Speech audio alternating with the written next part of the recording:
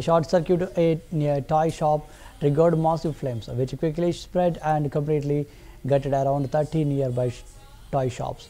The minister, along with MLA Medipalli Satya, met the victims and consoled them.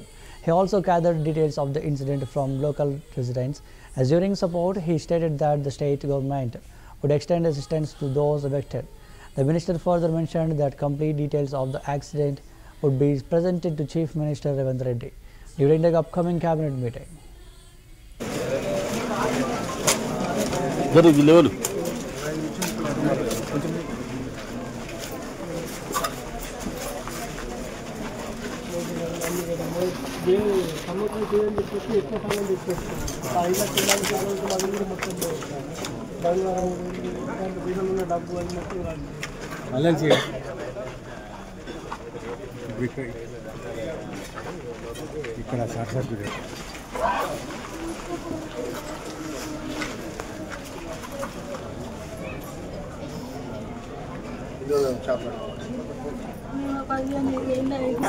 పెళ్లి కోసం డబ్బులు కూడా తెచ్చుకుని రెడీ చేసుకున్నాం.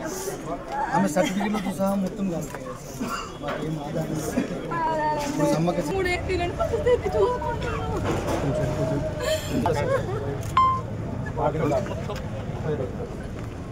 స్టార్టింగ్ షాప్ అయ్యి అక్కడ నుంచి మొత్తం స్ప్రెడ్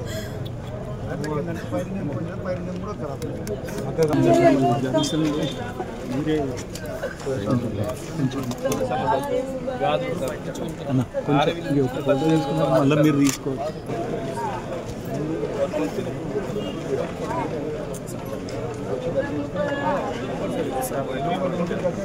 ఇక్కడ దర్శనం చేసుకొని సమ్మక్కకి